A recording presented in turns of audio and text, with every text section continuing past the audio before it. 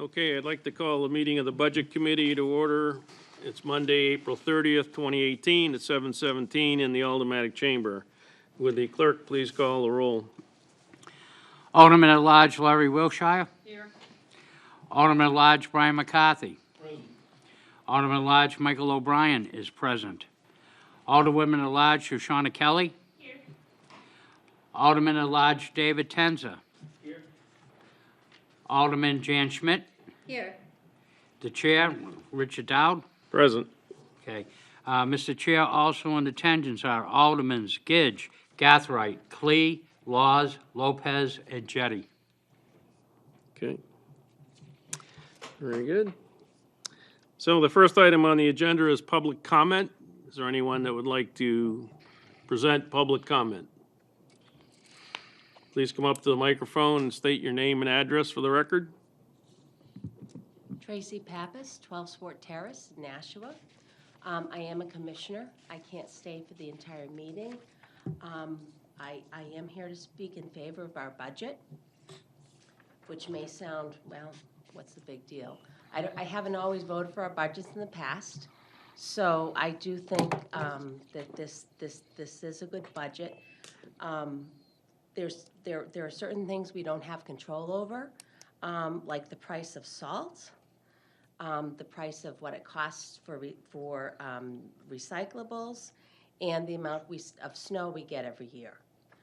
And I think that I think because what we do, people don't necessarily know the job gets done unless the job doesn't get done. So I am here to speak in favor of our budget. I'm here on another issue, which is somewhat budget related, and the timing of it really put me into a quandary, wringing my hands, and I didn't know what else to do or who else to turn to. So late last week, I was contacted by a young family who lives on Concord Street. There are three houses that do not have a sidewalk. I want to say close to 15 years ago, they were promised a sidewalk after a young man was killed. I actually do think that they did the sidewalk was in the budget. As you know, you don't necessarily, once the money is given, it doesn't necessarily have to be spent on a certain item. I will say that this gentleman he's a young man with a young family who grew up in Nashua. We're always trying to keep our, Nashua born and raised here. And when he purchased his house 4 years ago, he talked to his neighbors and they said, yeah, no, we've been on the list for a bit for a sidewalk. So he had contacted the city, and he had a work order put in. And so he was under the impression that, well, you know what, whatever happened to it last time, we're on the list for a sidewalk. So he waited a couple of years and checked in, and 2 years ago they said you're in really good, you're in really good shape. I could be wrong. He might correct me when he speaks to you folks. I think that he was told that he was top on the list, and then this year, he's got 2 young children, and one of his kids got really close to the street, and it's just one of those heart-wrenching moments. And so he went in again to check in with the city, and for whatever reason, there's no record. They're not on the list. We all make mistakes, and that kind of thing happens. But I'm just here because I do not want a second fatality or a third fatality here. So it sounds really odd for her to say, all right, she's already passed this budget. Why is she coming and asking us for more money, and she doesn't know how much money that we need for that? I can tell you it's just going to be, obviously we have the workers to do it, so it would just be materials. It was over the weekend that I requested how much money it would cost that's not enough timeframe for the director to have come up with those facts. So even if, I know that most of your work is done at this level, at the committee level, but even if it comes to, we don't have the figure until we get to the full board, I just would like to leave the door open so that so that these folks are not left again out in the lurch, and that we don't have another fatality on the street. I know it sounds very odd to put in a request when I don't have the exact amount of money needed, but I don't know how else to handle this. I do know the director's trying to find some money from this year's budget, and things do scramble. But what I don't want to happen is for 3 or 4 years to go by, and then to say, oops, sorry, somehow you got, you were left in the lurch again, and I certainly don't want another fatality there. So I don't mean to sound melodramatic, but it was something that was important enough for me to come in and request that for tonight. So thank you very much. Could I ask a question? Alderman McCarthy? Commissioner Pappas, has that request ever been in the capital improvements list that was submitted by the Board of Public Works? May I ask a question? Just a real quick one. I was stretching it with him. We are going to be addressing their budget tonight, so Okay. if you're going to be asking questions I about that, just wanted to know the exact location of that particular one, because I have two I requests. think that may be coming up, because I Okay. think somebody else is going to speak in public comment. Okay, that's fine. Additional public comment? How you guys doing? Thank you for allowing me here today. My name is Angel Alvarez. I live on 140 Concord Street. I bought 140 Concord Street about 4 years now, and I did go to Public Works, request a sidewalk, because I noticed there's 3 houses. My house is right next to Shirley's Flowers, and it doesn't have a sidewalk. Shirley's Flowers does, and then the house on the other side of Shirley's Flowers, that's it's 128. They do not have a sidewalk, and 124 does not have a sidewalk. So 4 years I requested a sidewalk. I went in, I was told I was second on the list. And then, like Mrs. Papa said, about a year and a half, 2 years ago, I went in, and then I was no longer on the list. The excuse I was given was that they changed their system. So then I asked them to put another work order in, and as far as I know, that work order was put in. So the reason I've elevated this is because last year I went for a bike ride to Greeley Park with my family, and on the way back, my son was on the sidewalk, and out of nowhere, because the sidewalk ended, he just went right into the street. And it was probably one of the most scary moments in my life, and my wife as well. And he almost got hit by a car. Luckily, the driver of the car was paying attention and came to a complete stop before even coming near him. So after that, I was like, I'm gonna do everything possible to make sure my family stays safe. I'm gonna take this all the way up the chain, wherever I can go with it. I started doing research, and I found out that in 2003, a young boy, 10 years old, got killed, literally about 20 feet from 124 Concord Street, and he was on a scooter, and it sounds exactly what happened to my son. He was on a scooter, jumped off the sidewalk, and got killed. From the research I've done, it looks like the city put the money aside to put those sidewalks in after this young boy died, and then it never happened. And that to me is definitely something that should not be excused at all, because it shouldn't take one child's life to put a sidewalk that we're talking, what, $3,000 tops per sidewalk? That's not that much money for the city. And I'm sure there can be some wiggle room in the budget to put these 3 sidewalks to keep everyone's family safe that's on Concord Street. So, all the families on Concord Street can go down to Greeley Park and enjoy, everything that the city has to offer. You can walk down Concord Street, and that's the main reason I wanted to buy the house on Concord Street. So I hope that you guys will consider this. I believe my wife wants to say a couple words as well. Sure. Hello, everybody. So like my husband mentioned, Can you just mention your name and address for the record? So, yep, Isabel Alvarez, 140 Concord Street. okay. So for us, what was supposed to be a fun and joyous bike ride ended up being one of the scariest moments of my life. After I heard what happened to that 10-year-old boy, a chill went down my spine, and I could not imagine what that must feel like. And I couldn't, the first thing that came to my mind was, what if that would have been my son? I was doing a little bit of research, and on the DOT website, I noticed that there's I can't talk today.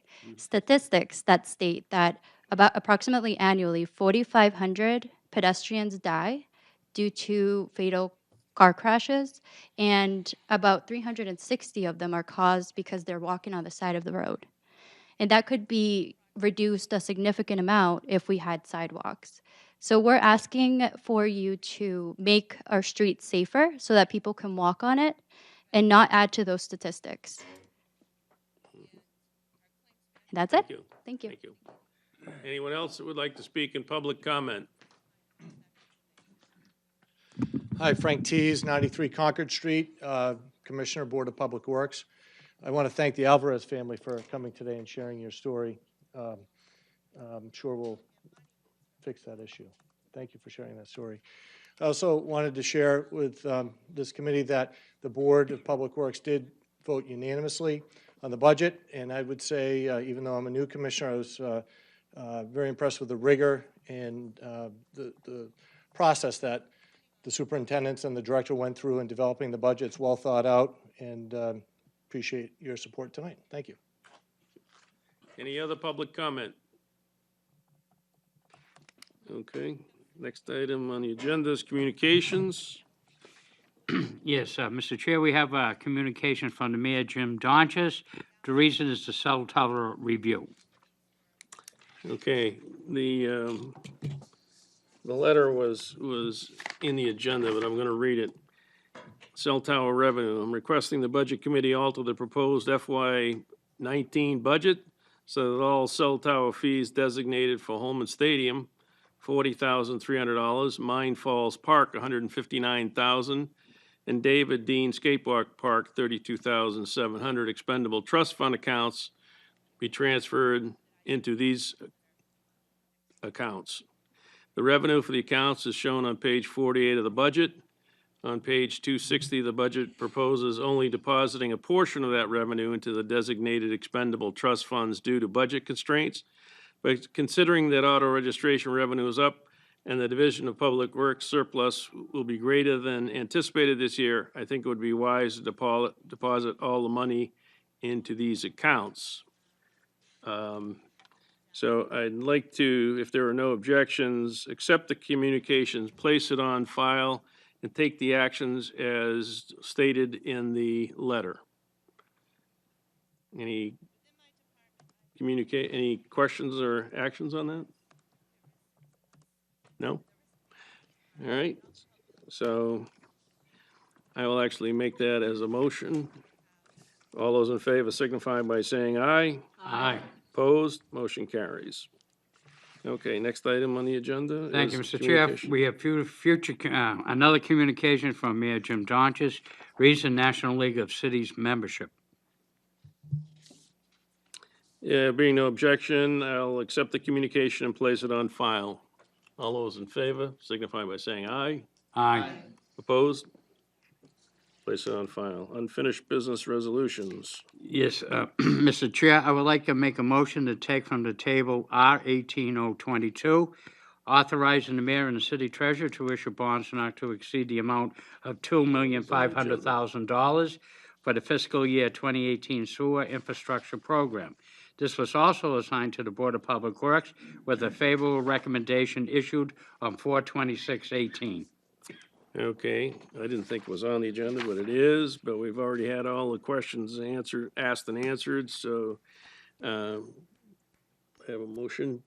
Yes, I'm making a motion to take from the table, and I would, Oop, it's not on the I table. don't have it, yes, I would like to, Mr. Chair, I would like to make a motion, final passage. Okay. Motion on the table is to recommend final passage of R 18022. Are there any additional questions? Alderman Lopez. I don't want to hold up the wastewater treatment because I think it's one of the most important things we can do as a city. But don't we typically have public comment and then time for the public to review the minutes of the public comment? It is a non-factor since no public commented, but I was just asking about the process. Alderman McCarthy, you want No, to? we often take action the same night as the public hearing. Okay, I wasn't sure. And also, this has to go back to the full board.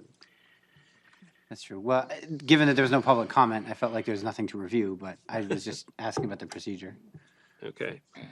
So, any other questions, concerns, or comments? Seeing none, all in favor signify by saying aye. Aye. Opposed, motion carries. Alderman O'Brien? Thank you, Mr. Chair.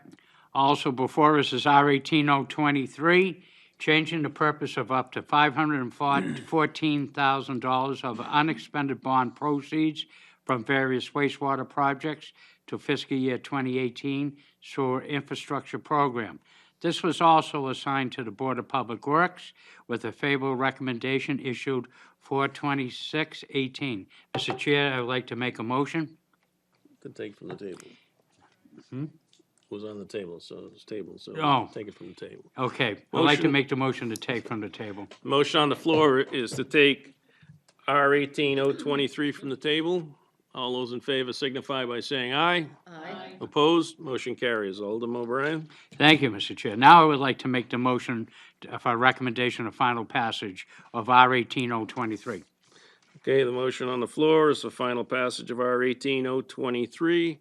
Any questions or comments? Seeing none, all in favor signify by saying aye. Aye. Opposed, motion carries. Alderman O'Brien? We have now before us unfinished business, which is none, and new business, which is none. There is tabled in committee, another motion. Mr. Chair, may I make the motion to take from the table R 18019, which is the budget? Okay, the motion on the floor is to take from the table R 18019, which is the budget, so that we can address tonight's activity. All in favor signify by saying aye. Aye. Opposed, motion carries.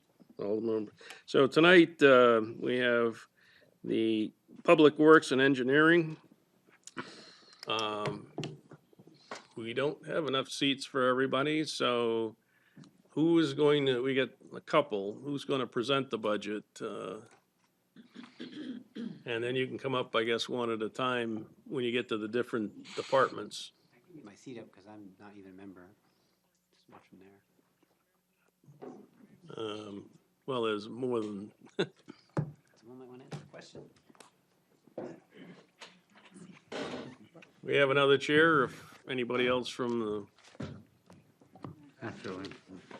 all right, could you, you're filling in for the director, who I understand is ill this evening? Yes, Andy Patrician, Okay. Assistant Director of Public Works. Lisa's very sorry she couldn't be with us tonight. She wasn't feeling well, so I have a brief presentation for you about our division, and then Carolyn O'Connor, our finance manager, will start to get into the budget. Hold on a second.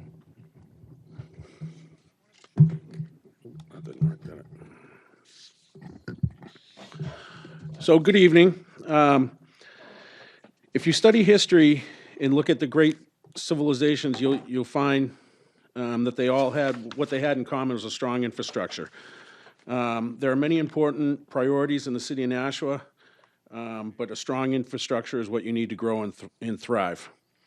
Under the leadership of Mayor Donchis and the Board of Public Works, we are building infrastructure that will last for many future generations of Nashua residents. The Division of Public Works provides the leadership and framework necessary to build and maintain a safe and sustainable city infrastructure that will be utilized by many future generations of Nashua residents.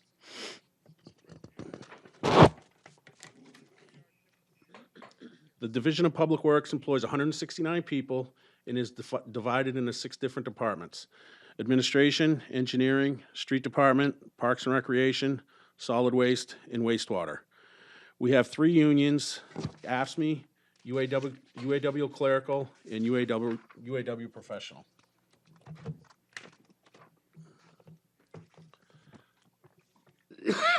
Who we are.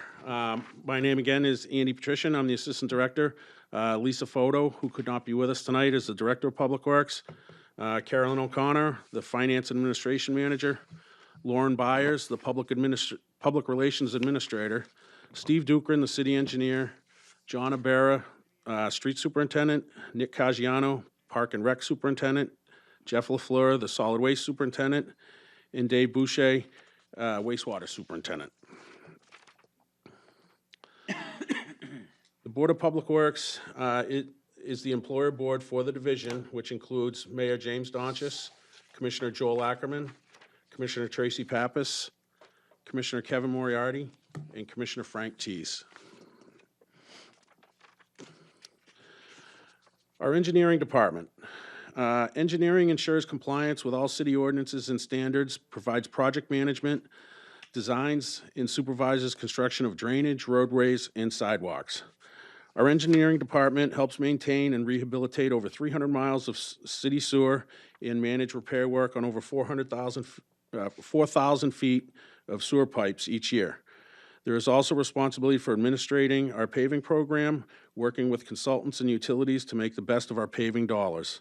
They are also responsible for managing the combined sewer overflow program and other design projects such as Main Street and the Legacy Playground, which was built with children with special needs in mind.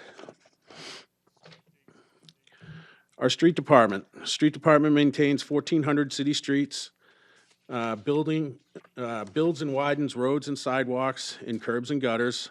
They're responsible for pothole repair, drainage issues, street sweeping, spring cleanup, winter snow and ice removal, and fleet maintenance.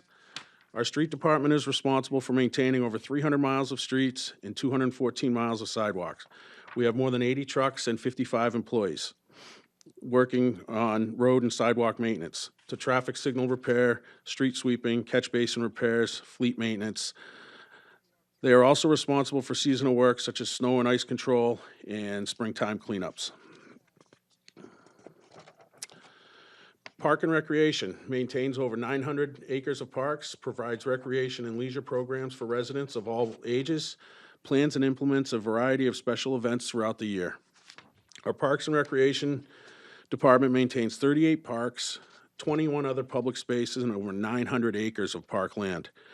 We mow 151 acres each year and maintain 44 irrigation systems. We hold over 65 free concerts and events each year with over 25,000 participants. We also offer more than 60 camps and 110 boys and girls recreation teams, including biddy basketball, softball, and baseball teams throughout the city.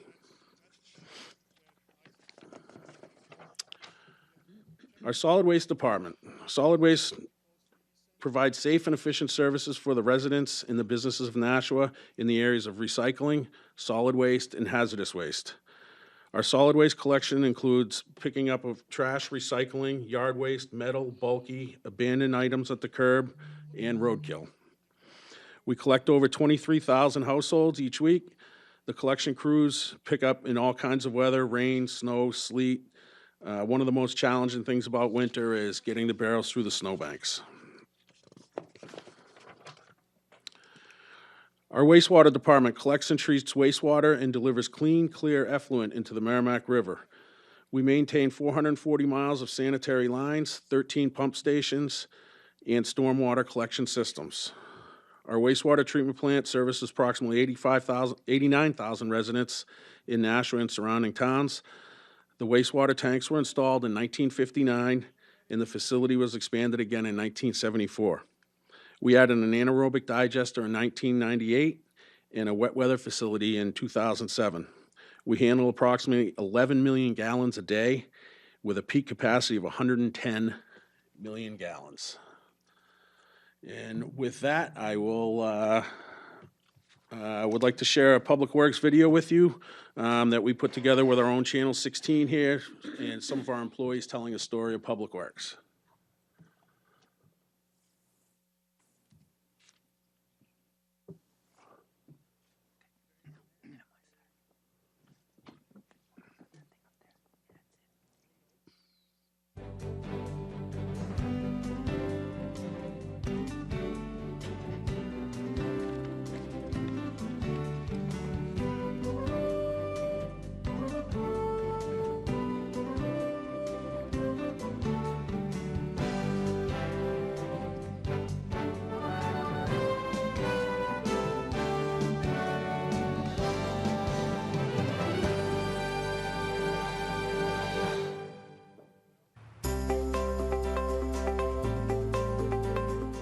Hi, I'm Amy Pratty-Gill, and I've worked for Public Works for 15 years.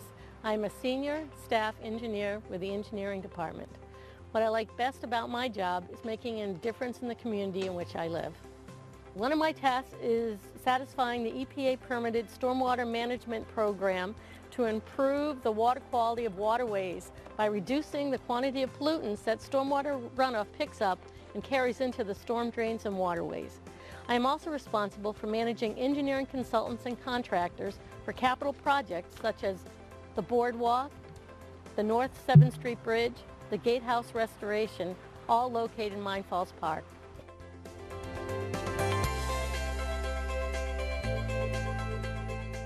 Hi, I'm Mark Jennings. I'm the land surveyor for the city of Nashua.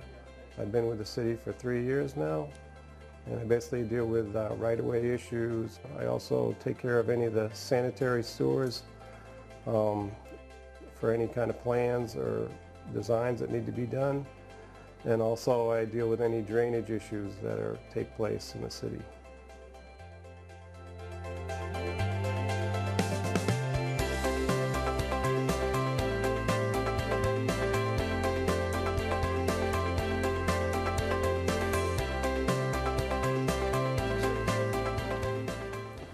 Hi, I'm Mary Woods. I work for the City of Nashua Department of Public Works.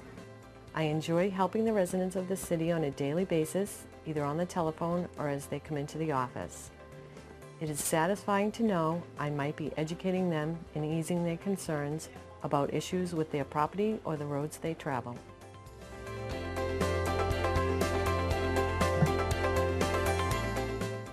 Hello, my name is Dale Burnell. I work for the City of Nashua, Division of Public Works. I'm a solid waste technician. I worked for the City of Nashua for 3 years. I am responsible for the operation and maintenance of the landfill gas collection system. It still amazes me that we can take landfill gas and send it to another entity to generate electricity. We have 5 landfills total, 4 landfills closed, and we take care of those, monitor those, and responsible for the operation and maintenance of those other landfills with blower collection systems.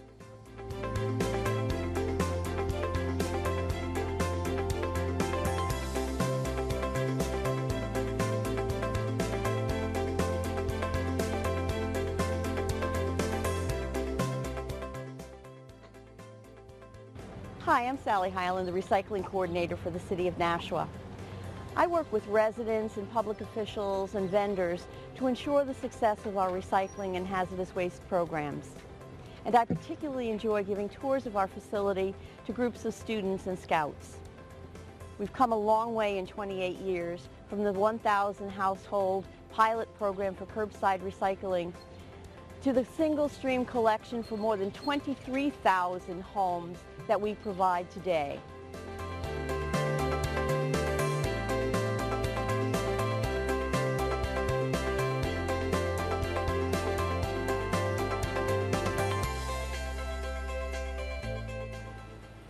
My name is Ryan Pelletier. I work for the City of Nashua.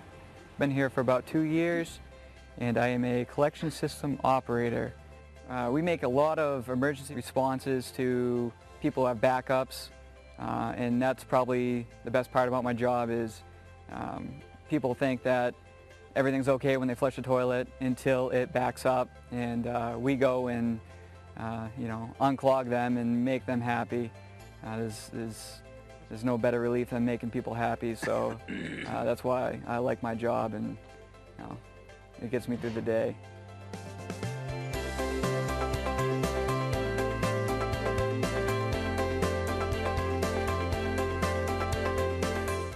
My name is Scott Law. I'm a foreman at the wastewater facility in Nashua. I've worked here for about a year now, and what I enjoy about my job is keeping the facility running most efficiently and effectively as possible for the city of Nashua. Hi, I'm Diane Gay. I'm a wastewater treatment plant operator with the City of Nashua, and I've been here for 2 years. I like my job because we treat 11 million gallons of wastewater and return the clean water to the environment.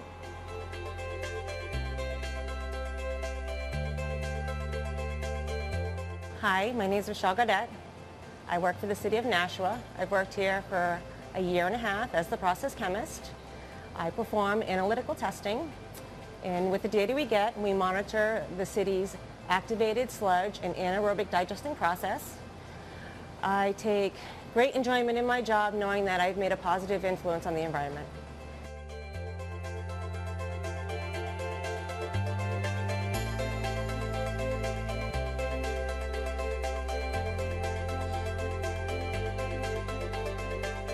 Hi, my name is Sean Dyer. I'm a groundskeeper maintenance at the Park Rec Department. I've been with the Public Works for 22 years. I maintain the city parks and playing fields by taking care of the large mowing and making sure the mowing is done at the correct height and is done in a timely fashion. Hi, I'm Ashley Carasone, and I'm a groundskeeper for Nashua Park and Recreation Department. I have been with Public Works for 3 years. I maintain the city parks and public spaces, keeping them clean and well cared for. Hi, I'm Kelly Oberholzer. I'm the program manager here at the Nashua Parks and Recreation Department. I have been with the Public Works for 5 years. I work on providing programming, camps, and events for the city, giving residents a positive recreation experience.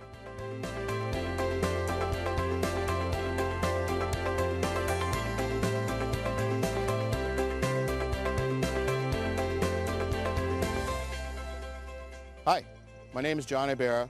I've served the City of Nashua's Division of Public Works for 6.5 years. I serve currently as the Superintendent of the Street Department. The Street Department is the largest department within the Division of Public Works. It's made up of operations, our fleet crews, and our traffic crews. Hi, my name is Kelly Hodgson. I've worked for the city for 21.5 years. I am an equipment operator.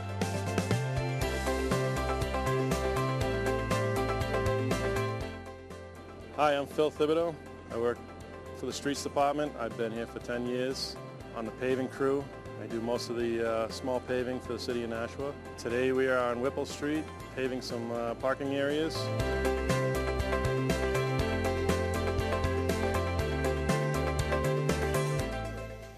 Hi, I'm Kevin Moriarty, a commissioner on the Board of Public Works. Nashua is a great place to live, work, and play, in part due to the services provided by Nashua Public Works. Nashua Public Works and its dedicated team of city employees has saved the city of Nashua millions of dollars in such projects as the downtown Main Street sidewalks and the skate park. Because of Nashua Public Works and its dedicated team of city employees, Nashua is a safer, cleaner, and healthier place to live.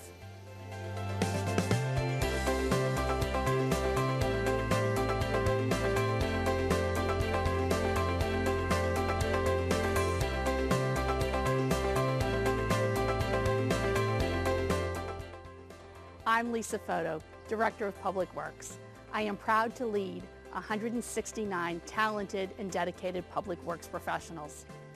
When you travel on a city street, take a stroll on a sidewalk, place trash and recycling at the curb, or picnic in a park, you are benefiting from the services of Public Works.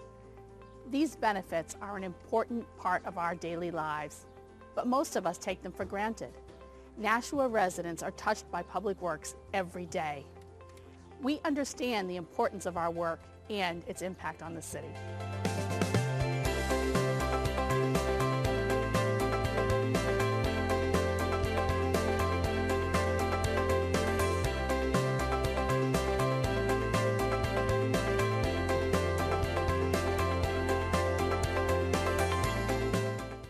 Without Public Works, our quality of life would be greatly diminished. There would be no trash pickup or recycling, no sewer, no playgrounds, and no city streets. Public Works employees are on call 24/7, 365. They make enormous sacrifices, often leaving their families during a snowstorm or another emergency. And they keep our city safe. If it snows on Christmas Day, Public Works plows our streets. Public Works takes care of the citizens of Nashua. Public Works makes it happen.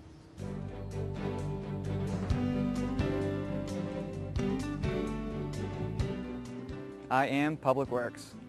I am Public Works. I am Public Works. I am Public Works. I am Public Works. I am Nashua Public Works. I am Public Works.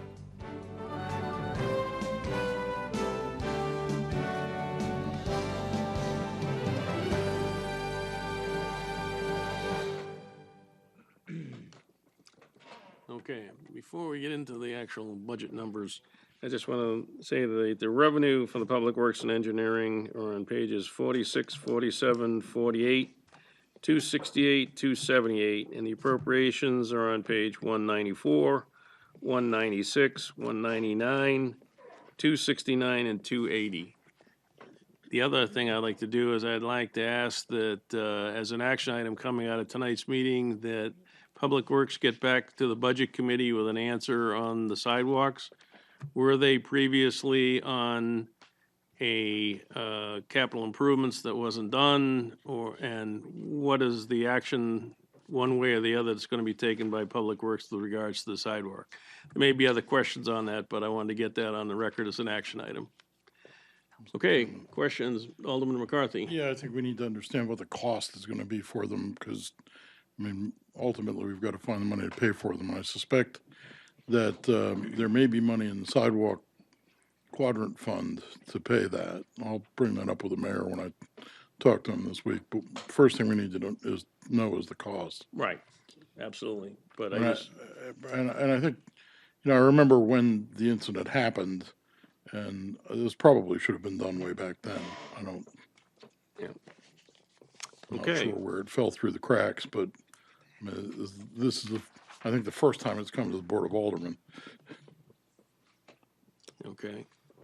And of course, actually doing that work falls under your division, so. All right, so do you have some additional charts with numbers on them that you want to go through? Yeah, I'll turn this over to Carolyn O'Connor. Carolyn O'Connor, I'm the Finance and Administration Manager. Mhm. And I'll just give you a quick overview of the budget. The general fund budgets for Public Works came in at under the 2.5% direction of the mayor. All departments have taken into consideration as far as their fuel and utilities, historical usage, and purchasing guidelines.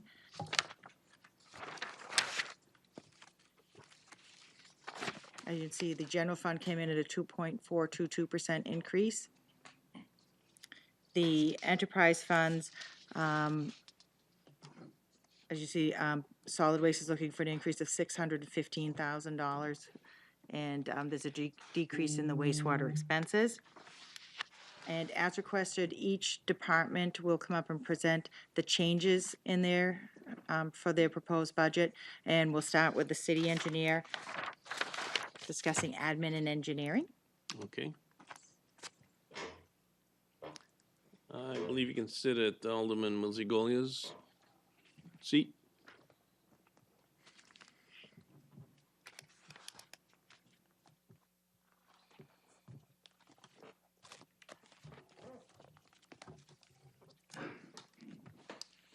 Thank you, Mr. Chair. Steve Dukran, City Engineer.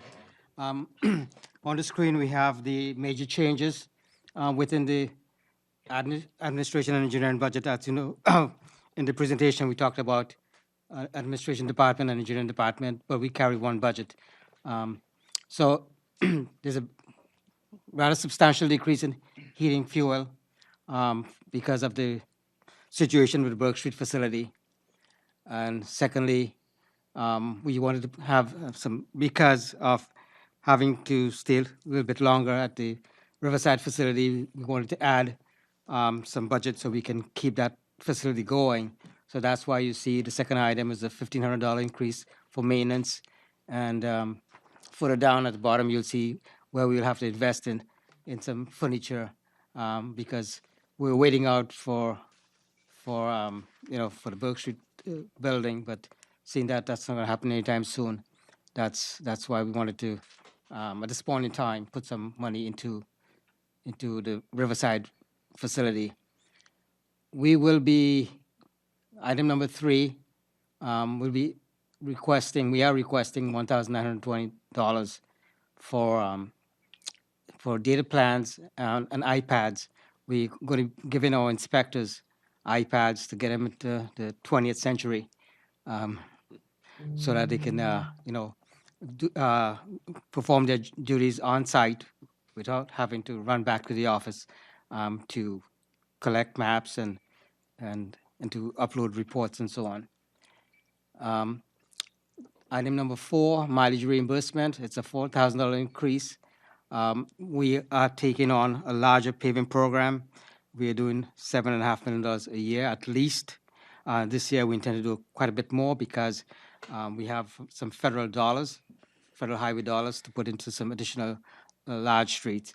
So we are going to be putting our employees to do inspections, a lot more than we have done in the past, and that's why we'll have to reimburse them for driving around their own vehicles.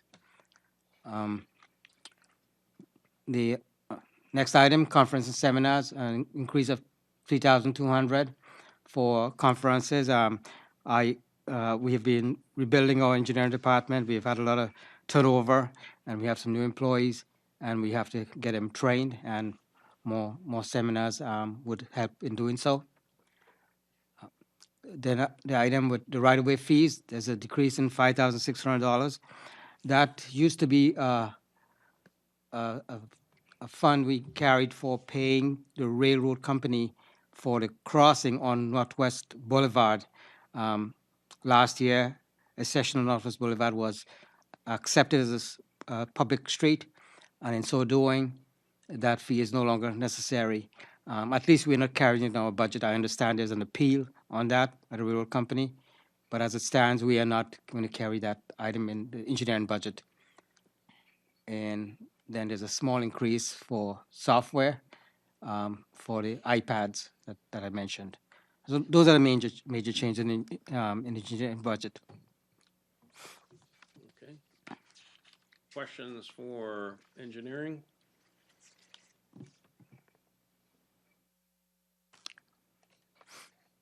Just out of curiosity, we were told by the mayor that we're going to have an inspector that's going to be at the plant making the asphalt for the city's projects. Is that engineer coming out of your budget? So actually, it wouldn't be an inspector. It'll be a testing company. We hire testing companies to test our asphalts as they put in place during the paving program. This year, we are going to be asking that testing company or companies to perform testing at the plant. And that's a pretty standard practice by the NHDOT. That's extra assurance that what they're doing at the plant is meeting the specs that what we want for pavement. Okay. That budget is carried in the capital program for paving. Okay.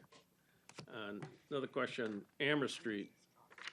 I thought I noticed that on the list. Is that being done by city funds, or is the state involved in that? Yes, as mentioned, this year we plan to pave some streets using the federal highway funds, which were leftover dollars from the Broad Street Parkway. They include 4 streets: Elmer Street, a section from Somerset Parkway to Broad Street, where you have that fork in the street.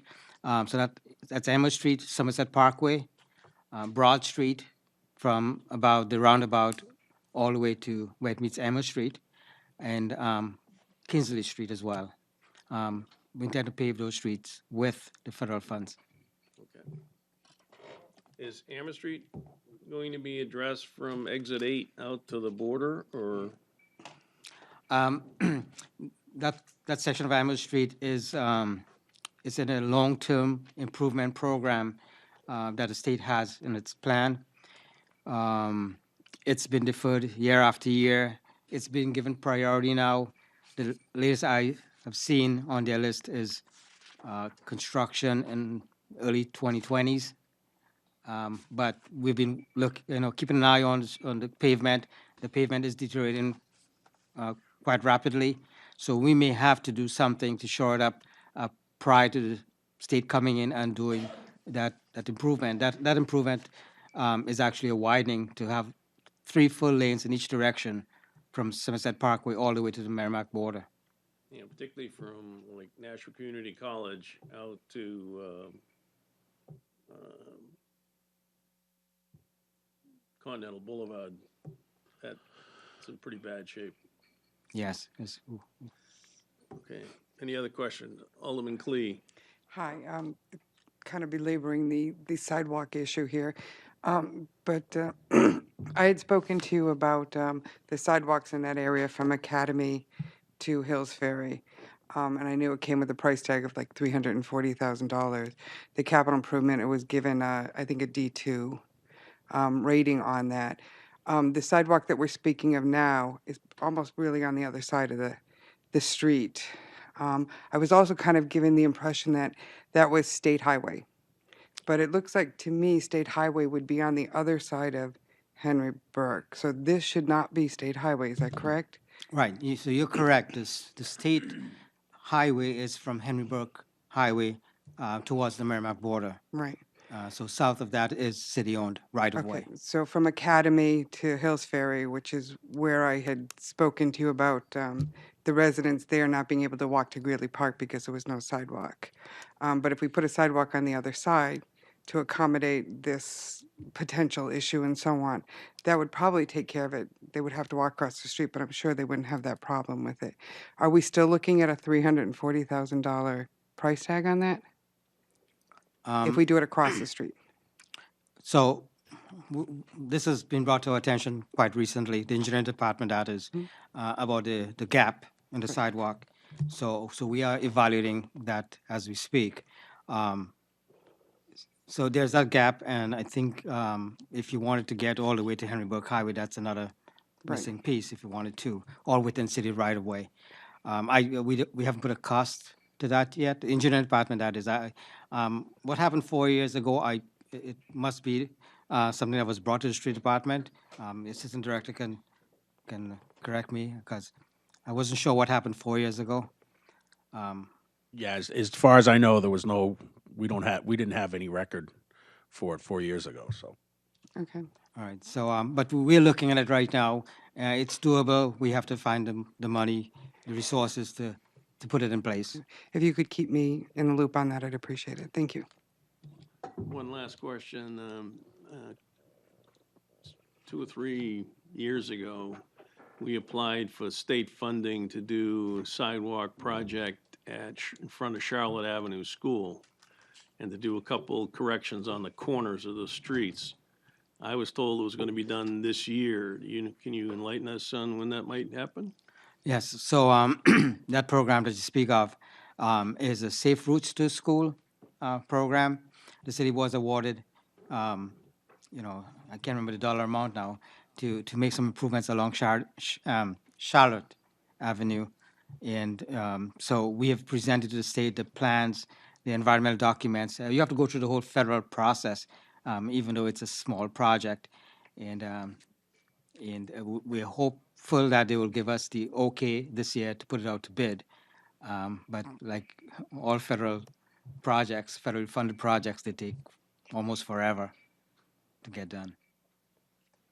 Okay. If you can keep me posted on that. Very well. Anything else on engineering? Thank you. Welcome. Next will be Superintendent John Ibera for the Streets Department. Okay. If we can get it to go. Okay. I'll get you back, John.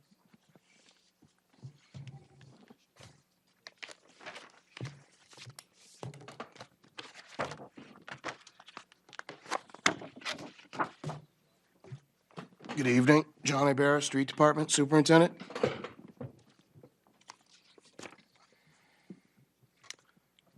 So we pretty much stayed level funded. I had 7 changes to the budget, all through experience through operations in the last 2 years. The first one being line 54243, HVAC maintenance. That's just for upkeep on our boiler. We went up $5,000 in the budget there. I have some ceiling units in the street department that need to be repaired and replaced also. 54280, building grounds maintenance. We bumped that $2,500. I have some roof repairs that need to be done over there. So it's just maintenance around the facility. We've gone through and done all the lights around the building and trying to get the place up to snuff, so to speak.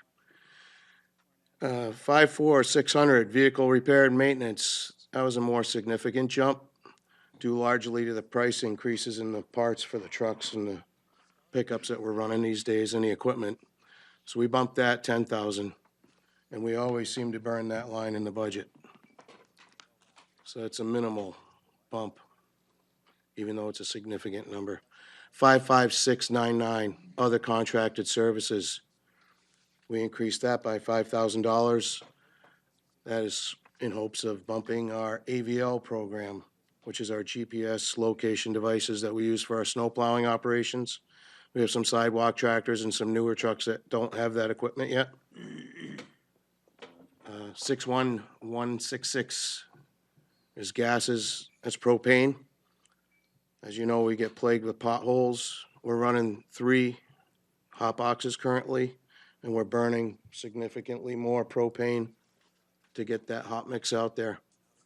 So we bumped that by $1,500. Our signs, 61542. We are looking for an additional $5,000 in that line. We have a lot of dilapidated, faded signs, missing signs. We're just trying to get everything back up to par, make it safer. And line 71,000 is equipment. That number is actually $3,000 bumped. That slide's inaccurate, but it did fall in the numbers. That is for small equipment like compactors, chop saws. Looking to purchase a power screed for our sidewalk works. That'll help minimize any back injuries with the guys and make us more efficient putting sidewalk down. So that's basically all the changes that you'd see in my budget proposal. Questions? Alderman Wiltshire. I have a question about signs. Yep. Not particularly this line item, because this looks like additional signs. But do you have an inventory of all street signs that are? We do keep an inventory, yes, and we do have a book. We don't stock every sign that's out there, but we do keep some on hand, yes. Okay. Yep. We used to make them back in the day, I'm told. I remember that, Yeah, but they yeah. got away from that for some reason. I'd like to get back into making them in-house, if we Yeah, can we staff it saw and that fund it. over in, where do we go, Alderman McCarthy, where they had an in-house sign making? What was that? Probably down in Lexington. Lexington, yeah. Yeah, it's a nice shop down there. It's a nice shop Yep. down there. I got a tour there. Thank you. Thank you. Alderman Laws. So thank you. Things like the AVL services are the kind of like municipal investments that I really get behind, because you spend a little bit of money now, save a ton of money later. Now, are you very proactive with your drivers in training them all how to use this stuff? And what percentage of your fleet is going to be? As far as the AVL? Yeah. Just the management's utilizing that tool at this time. Okay. So the foremen, they each have iPads. They get a run. It's broken up. Our city's broken into 41 routes. So each guy gets, 6, 8 runs, rough figures. And they monitor their crew that's in those runs that they've been assigned to on their iPad. I have a base unit that I can monitor everybody. And it's a really great tool as far as tracking where we've been, what we've done, how many times we've been there. It's been handy, but I have 9 sidewalk tractors I need to get it in. I think we have 4 or 5 more trucks that came in after we installed the program. I'd like to get them up and running. Thank you. Yep. Any other questions? I have one. Oh, Alderman Schmidt. I had a request just today for a new sign to be placed, children playing sign. What kind of cost would it be incurred for that?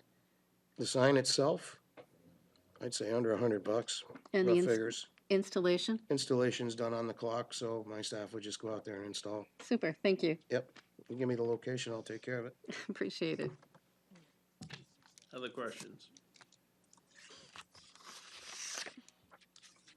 Okay, thank you. Thank you. Thank you all. Caggiano for Park and Recreation.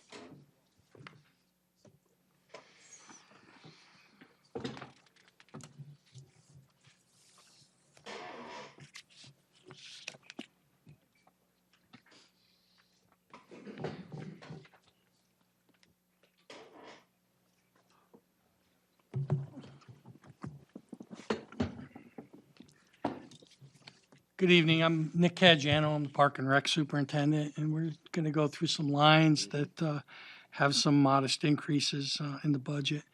The first one there, 54280, Buildings and Ground Maintenance. We have the cost of many of our products are petroleum-based, fertilizers, things such as that. Plus, most of our products get shipped in, so fuel costs add to those prices as well. But the big thing is we do have to do a few facility repairs as we continue to kind of be in flux on if we're going to get a new home at some point. There's some HVAC issues I have to deal with to make sure the air quality is the right way. And I'm starting to come up with some problems with the little wading pool at Greeley Park.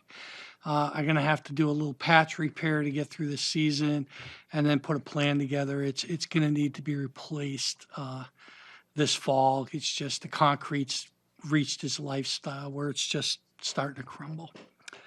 54487, equipment repairs and maintenance, just went up moderately. The same with the next line, vehicle repairs and maintenance, $441. Equipment rental, that is actually our portable toilet line. We do have an extra unit now, a ADA unit at the Legacy Playground that we have to take care of. Conferences and seminars, that is up. Additional staff training. We have a lot of new people. Over the past 2 years, we've had 6 retirements. And so we have new people that are new to those positions that need to go through agronomic training, get their licenses for different applications and things like that. I also need to get caught up on some NIMS training so they're up to date on their emergency management responsibilities. Concerts, that's our summer fund program. We have a goal of raising $20,000 a year. And in our budget, we have $11,000. And this year, I'm asking for an additional $1,000. Acts cost more. It's just the cost of business. That line hasn't gone up in years. We do put on over 60 performances, mostly at Greeley Park, but also throughout down Main Street at City Hall. And those costs just have to flow through. The next one, 55658, banquets and outing, $1,500 to increase for the senior outing.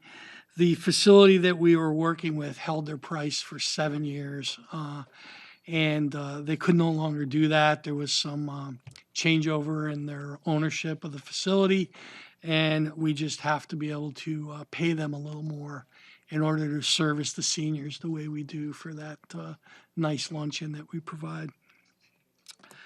Rec supplies up modestly. Those are your basketballs, baseballs, bats, catching equipment. Chemicals, that's up a little bit.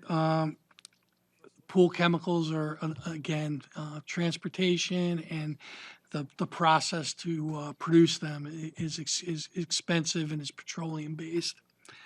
And then the last line is just janitorial supplies, up slightly. We've been able to keep that line in check. We've been reducing our paper output. We've been wherever we can. We've been investing with hand dryers in some of the restrooms we take care of, and we're almost all there, where there's just a few left that we have to put hand dryers in.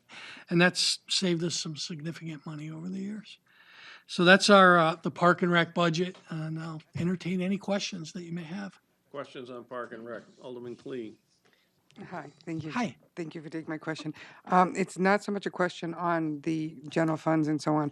It's on the revenue, specifically this cell tower fees. I know that we said we were going to put all of the money into the account and not just split it as we've done in the past.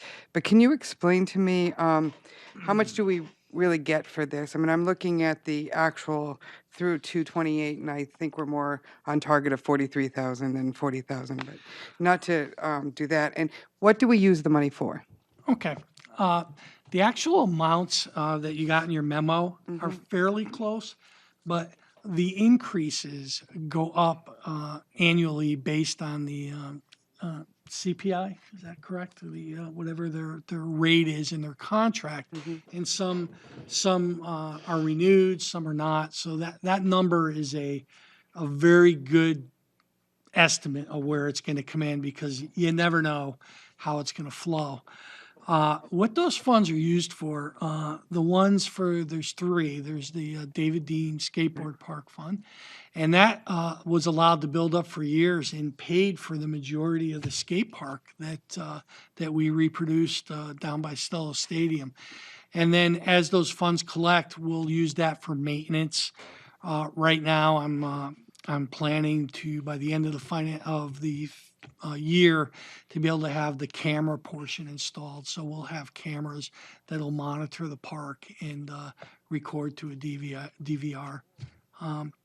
The Mine Falls account is our largest one, and that's used for projects. We work with the Mine Falls Advisory Committee. We meet the first Monday of every month, and we look for what projects we want to work on. We've done things such as treated the mill pond and canal for aquatic weeds. That process goes on every 2 years. We help buy supplies for the soccer fields and the football field. We work on the gatehouse. Right now, there's a roof being installed on the gatehouse that's being paid for out of that fund. We use the fund to improve the trails. The boardwalk that you saw in the video, that was one of the things that we used. So we let that fund build up, and then we come up with some projects, and then we decide how to use that money for those projects. Paid for the reconstruction of the boat ramp over by the big gatehouse as well. I'm sorry, may I? Alderman Clee. Sorry about that. Holman Stadium is the one that I was really kind of keying in on that one. Yeah, the Holman Stadium one is, I use, for lack of a better term, if you had a home rainy day fund. That doesn't generate a lot of revenue, somewhere around 40,000, I think, without looking at it. And that's used for things that happen. So middle of the season, a freezer goes down. It's not like a home freezer. A compressor for one of these freezers is probably $4,000 or $5,000.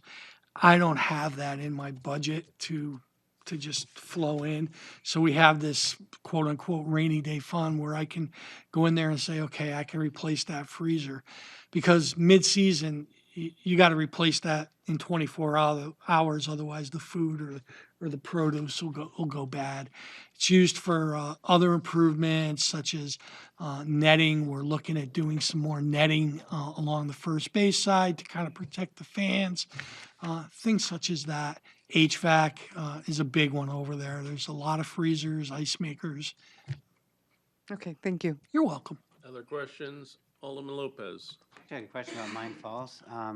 So with the projects that you have, do you do trail assessments regularly?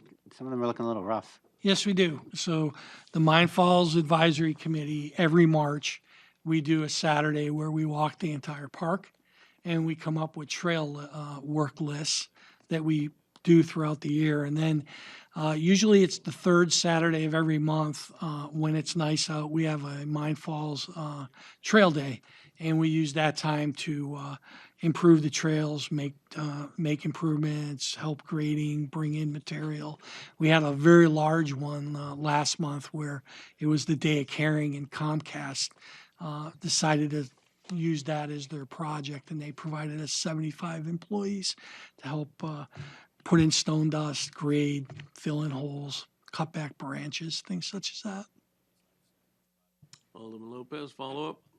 I knew about the volunteer days, and I definitely encourage anybody to do it because it's a good afternoon. It's a good way to spend your time. Yeah. But some of the roads, particularly one by Nashua High South and the bridge, look like they need some big supports. Like volunteers wouldn't necessarily be able to do it. Is that something that typically DPW does, or is there like Yes. a conservation approach where you wouldn't want to? I don't know how much you actually bring machinery in there. No, one of the things we've done before is all the paved paths have been repaved probably 6 years ago, 7 years ago. So we'll evaluate it, and I work with the street superintendent, and we can get the grader out there, especially in the spring. Some of those roads need to be graded after a tough winter, and we just work that out in-house mostly. It just seems like some of the middle trails have like trenches running down the middle of them now. Yeah, So. that's from the winter and the rains. That's very typical. It happens every year. Okay, thanks. Other questions? Alderman Jettie? Oop. So this slide that you're showing, these are just changes. So the real numbers behind this are much larger Correct. numbers, right? These are the increases to the lines. And I think during Board of Public Works meeting, when we were going over the budget, I asked you about the possibility of seeking sponsorships for things like the fireworks show, the senior outing, the concerts, stuff like that. Have you had a chance to look into that? Not yet. Our main focus has been summer fun. We already hit up a lot of the businesses to raise that $20,000. So we'd have to, and we will look into who else we can tap for that. So, but no, we haven't forgotten. All set, Alderman Jettie? Yes. Alderman Wiltshire? Good luck with that. Fundraising is a full-time job. Yeah. It is. Working for a nonprofit, I get it. It is Yeah, really Kelly a lot of does a work. great job with it. Yeah.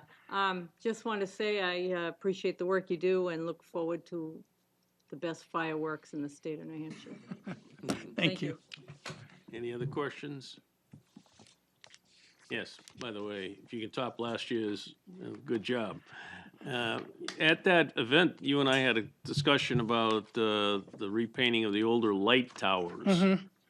Where Yep. do you stand on that project? That would As- be another thing that we would pay for out of the fund, because I just don't have, that's gonna probably be, I'm anticipating $20,000 to $25,000. I'm starting to prepare for that, getting our specs in line. I can't do it during the season, so I'm anticipating right after, middle, end of August, we'll be able to do that work. Okay. All set? Thank you. Thank you. Thanks. Solid Waste Superintendent LaFleur.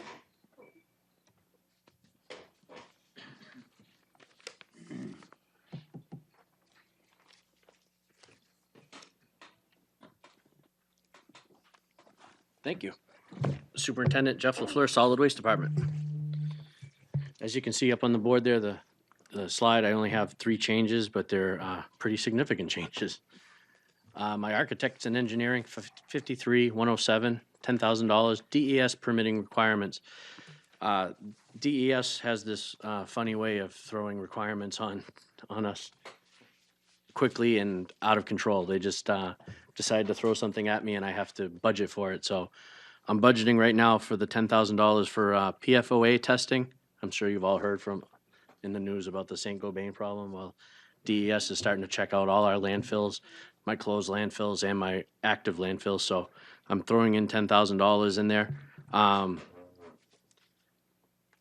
hoping that's going to be enough. Again, they could throw more testing at me.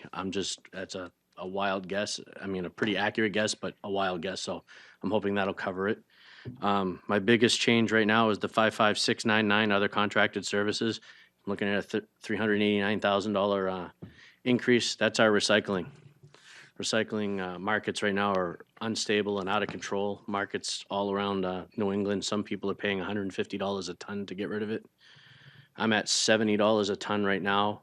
I went out to contract. I went out to bid for contract, and our current contractor won the bid. We just went to BPW for that. 389,000 may cover it. I'm hoping it covers it next year. It just depends on the markets. China's completely dropped the U.S. off. You have a question on that right away, Alderman McCarthy? China's probably anticipating putting tariffs on imported recycling. How many tons are we recycling through the facility a year? 5,000 tons. $70 a ton is our next year cost, or? No, next year. Right now, I'm at a fluctuating market. The bid that the contract that bid on it and won it is the same contract that we've had, and it's a fluctuating market. We ride the wave. So if markets are terrible, we pay the terrible price. If the markets are great, we get a revenue out of it. You get a feel for what the average is? The average right now is $75 a ton, but it could go up as bad as $150 a ton. And what's the current tipping rate at a place like Turnkey? For trash right now, Yeah. $69 a ton.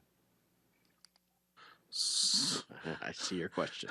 So the obvious question then is, why are we spending more to recycle it than we could tip it? And I'm absolutely committed to preserving our airspace, but if there's another facility where we could be shipping it at less cost than it costs to recycle it.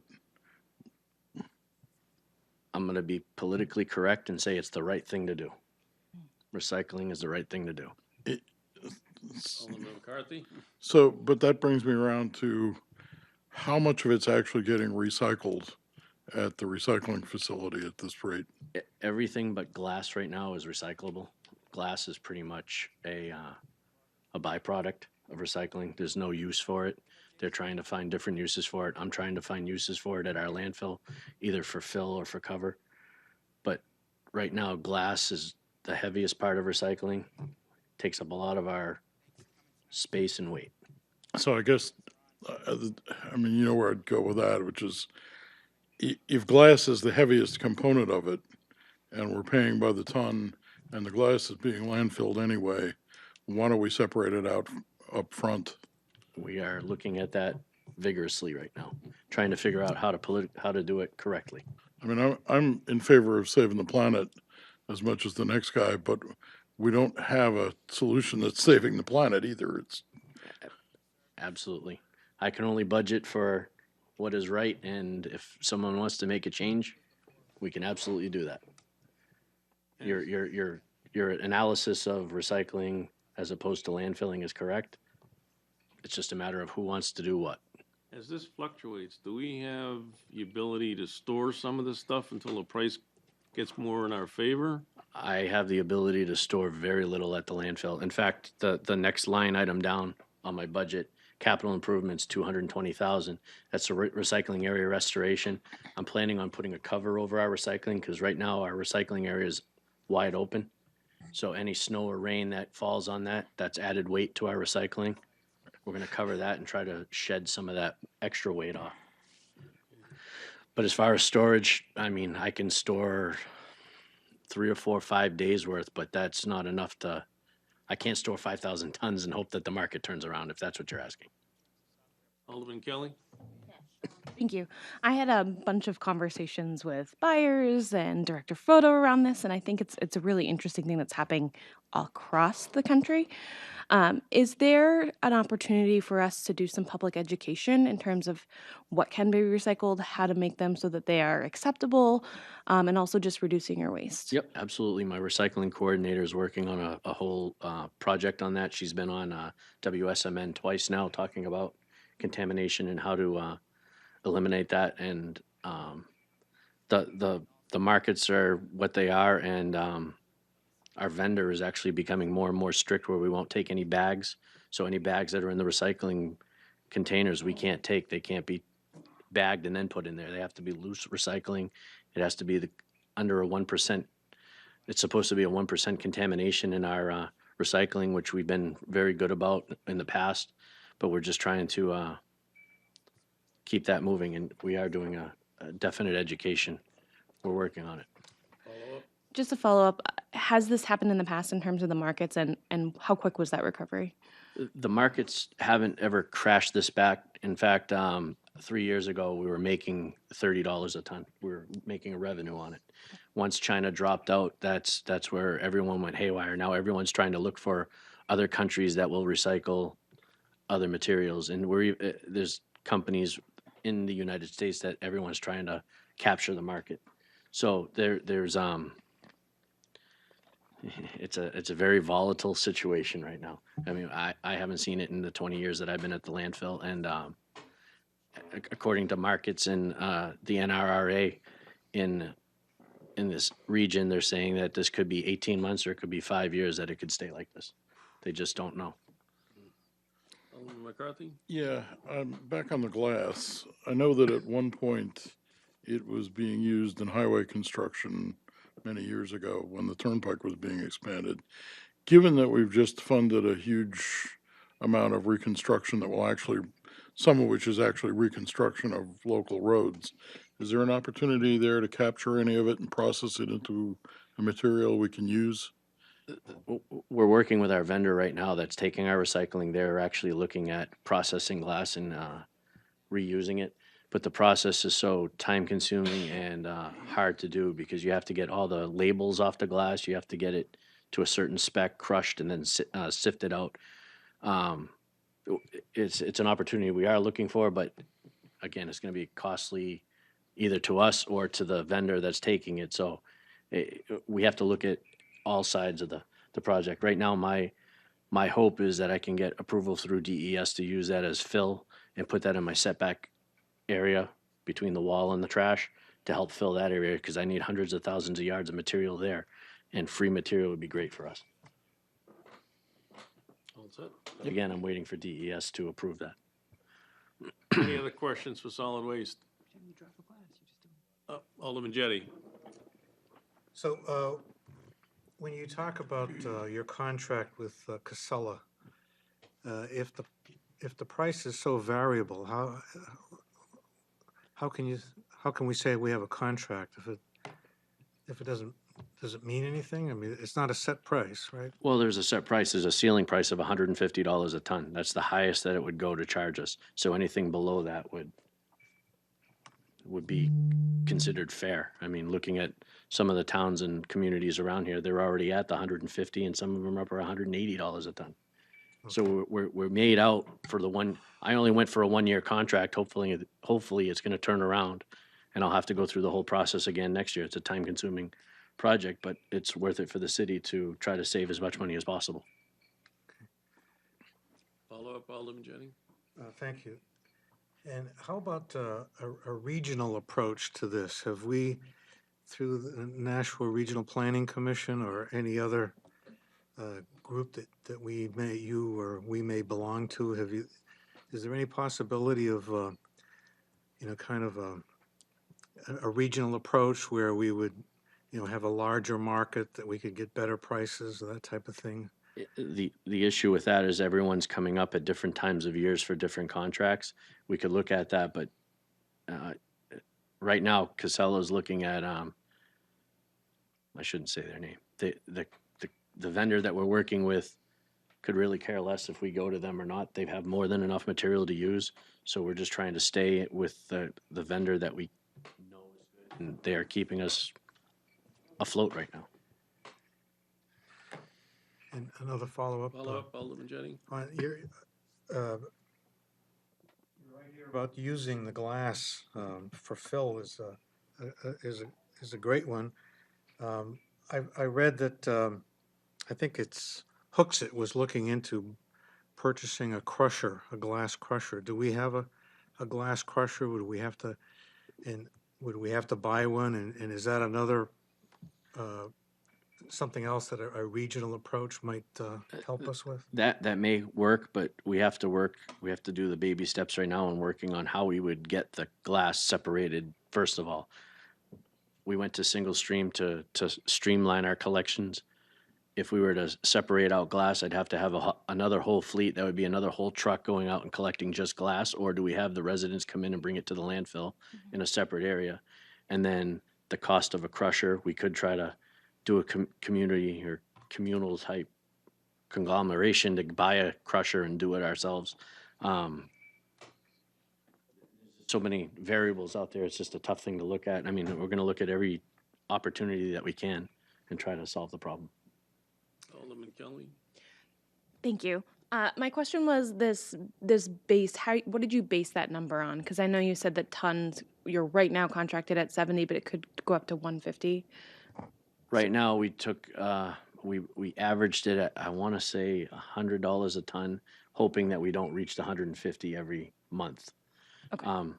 Again, it's a monthly thing. I know my fixed cost for trucking was 333 loads at $275 per load. That's from our landfill to the facility. So I have a fixed cost there, and then we went with a rough cost.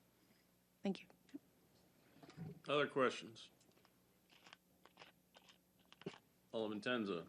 Can I just ask generally about solid waste collection? Absolutely. Does the city collect, do curbside collection for businesses as well as residents? It's just residential? Just residential collection on our half, yes. Okay. Yep. And so the, and that would include large apartment buildings as well? No, sir, we don't pick up apartments or condominiums. Okay. How about the larger than average pieces that people, if you go pick up a refrigerator or something, there are no fees for those disposals? I assume that costs the city money, though? We have unlimited amount of metal items that we can pick up, refrigerators, stoves, that type of stuff. And then per unit, we have 5 items of bulky that we call or oversized items, couches, chairs, that type of stuff. We'll pick up at no charge, and then after the 5 items, there's a charge associated with that. So those 5 items, I'm sure most people don't even use that service, although it's there. Yep. Does that put an extra stress on manpower for your department?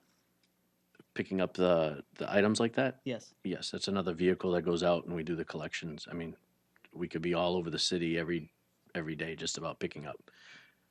How about recycling things like refrigerators or other large items? Is that a big expense to everyone in the city through your budget?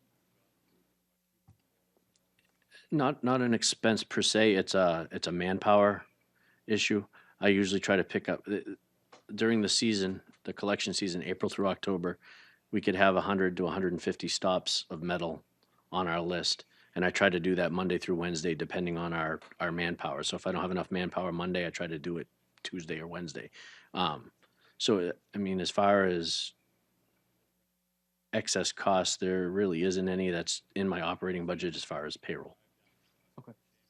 But even if there was a nominal fee for that, do you think it would generate some revenues for the city to help defer the costs for recycling?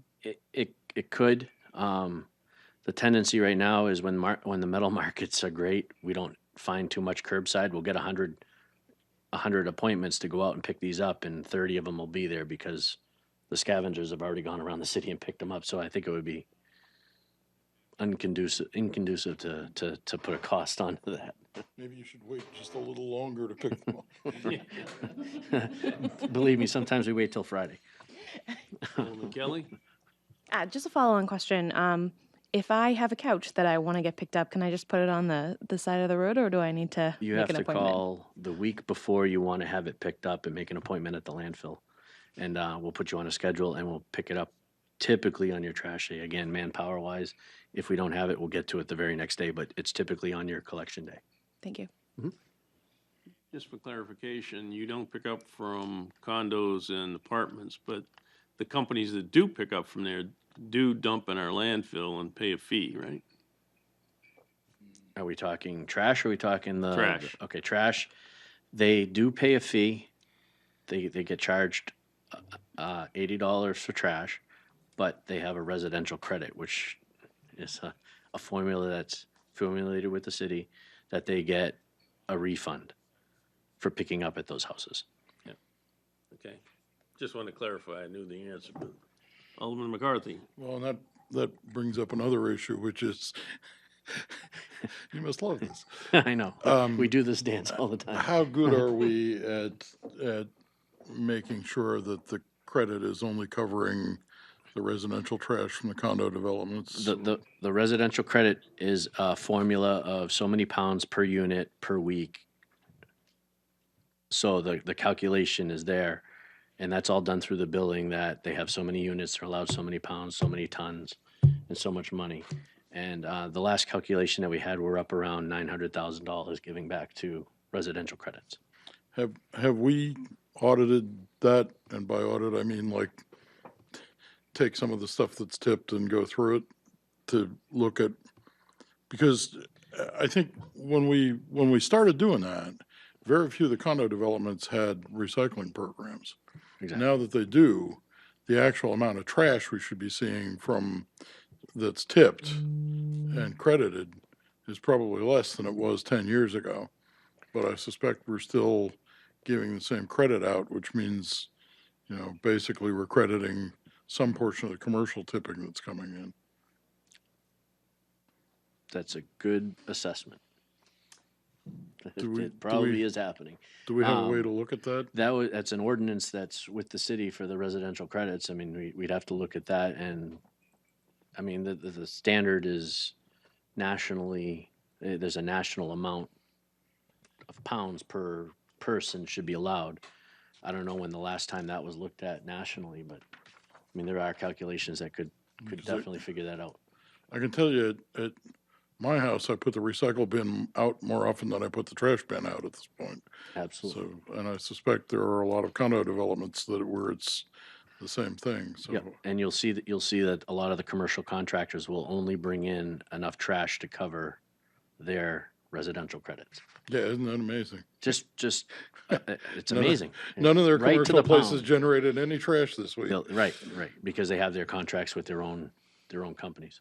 I know at Kessler Farm, on a spot basis, the manager will check the truck when it comes in, make sure it's empty, and then when it goes out, it's all the stuff from, they fill the truck up, they sometimes have to come back, so. Yep.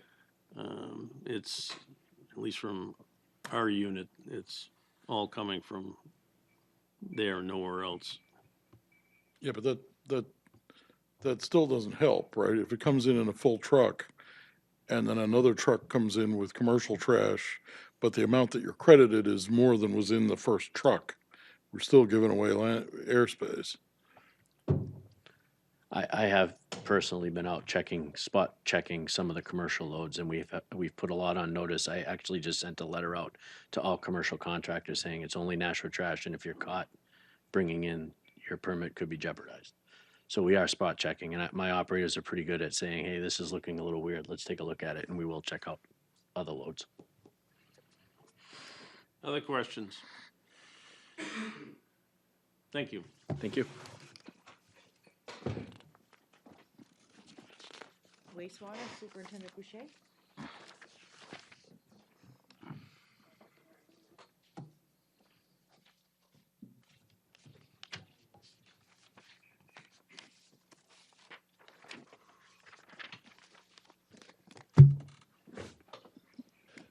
Good evening.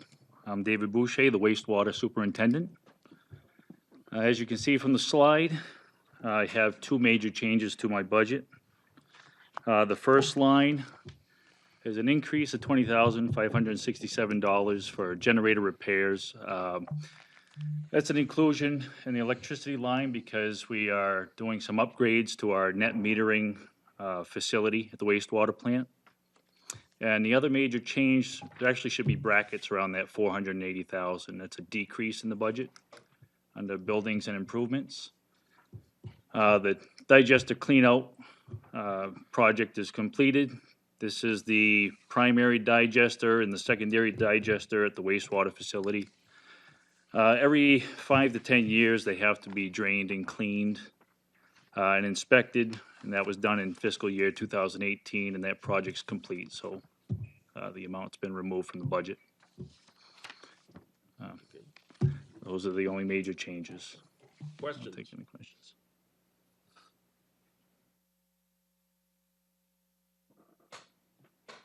No questions from wastewater? The, I know at some point you may have to expand because you're gonna have to add something to the facility. Is there any more update on that? Currently, no. I don't foresee any expansions just yet. We are doing some major changes to some of the current processes that may help with prolonging any expansions to the facility. Upgrading some of our primary clarifiers to help with sludge removal. The digesters seem to be working well. We have the wet weather facility, which can handle up to 110 million gallons, along with the secondary process total. So, no, I don't foresee any future expansions to handle more water at this time. I think we were talking at the time, additional screening of the material. If there's additional screening of the materials, it's gonna be to upgrade. We did some upgrades already. The influence screening mechanisms have been upgraded this year. We're looking at the wet weather screening mechanism, has to be upgraded as well. But yeah, part of it's already done this year. Okay. Any other questions? Alderman Jettie? So the wastewater is separated from the general budget, isn't it? I mean, whatever it costs you to run the wastewater system, you charge users for that, right? It's a wash, doesn't add anything to the tax bills. That's correct, it's an enterprise fund. Yeah, that's sort of it's listed there as an enterprise fund. It's on separate pages. Alderman Kelly. Thank you. So that digester cleanout completed, that's actually going back in the budget? Because it was completed this year? No, the part that was in the budget for 2018 will be removed. Okay. So the in two- 2019, we won't have that $480,000? Yeah. So that variance is actually in brackets? So- Okay. Correct. That's So what in their overall budget for the BPW, the increase is only 244, but that was taken into account when they did their overall budget. I think my question was more because it doesn't have brackets. Yeah, it's, Yeah. It looks like a. Should have brackets. the previous slide. It was had the- confusing. Thank you. Alderman McCarthy? Back to the question regarding the enterprise fund, I wouldn't want the board to think that because it's an enterprise fund, everything is rosy with the revenue picture on how to pay for it. This is a fund that at one point had tens of millions of dollars in it that has been spent down to almost empty, to the point where we've had to build in an anticipated 15% every other year increase in sewer rate to make the fund break even. So it's still a substantial expense. It's still a substantial expense that winds up on a bill in front of the same people who pay the property taxes every year, so. Any other questions? Alderman Tenza? Can I just ask again about this digester cleanout? Because this is, for some of us, our first budget cycle. Is that $480,000 that was spent or allocated in 1 year, a couple years? I mean, does No, it? 1 year in 2018. So would It it, was appropriated. would it make sense to maybe put $50,000 a year into a cleanout fund so that when it needs to be done, the money's there, or is that not possible? Mr. Chairman, Alderman McCarthy? since the enterprise fund is non-lapsing, it has the same effect, right? Because the revenue just goes in there, and if you don't spend it, it stays in there and rolls over, so. Other questions? Seeing none, thank you. Thank you.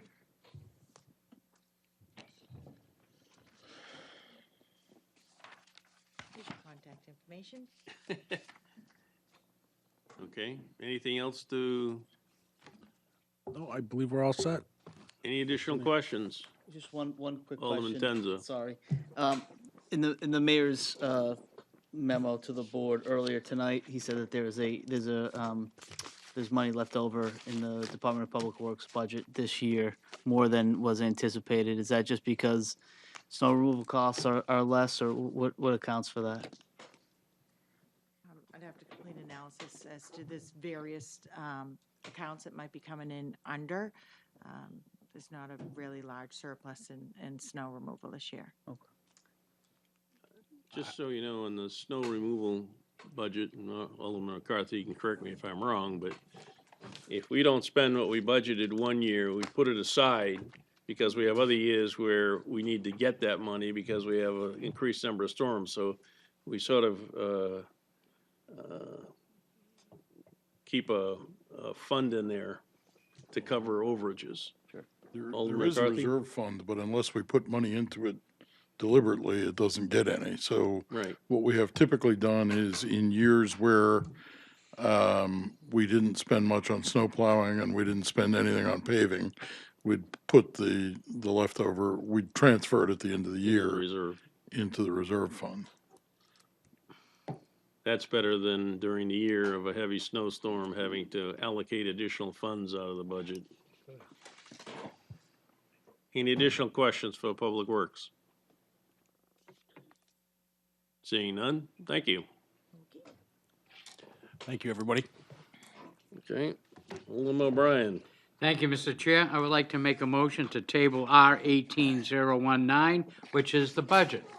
The motion is to table R 18019 until the next budget meeting. Alderman McCarthy? I was thinking about this. It would actually be more appropriate to postpone it to the next meeting because then it just shows up on the agenda under unfinished business and doesn't need to be taken from the table in order to work on it next time. We can do that. Well, so Just make a motion to postpone it to the next meeting. Mr. Chairman. you like to change your motion? I would like to change my motion to say, to postpone, if that's grammatically correct, R 18019, which is the budget. Okay, the motion on the floor is to postpone discussion of R 18019 until the next budget meeting. All those in favor signify by saying aye. Aye. Opposed, motion carries. Alderman O'Brien. Let's see, general discussion. Anyone have anything they would like to discuss? Seeing none. Public comment. Anybody would like to make public comment? Seeing none. Remarks by Alderman. Okay, possible no, we'd have no need for non-public. Alderman Wiltshire? Motion is to adjourn. All in favor signify by saying aye. Aye. Opposed? Motion carries.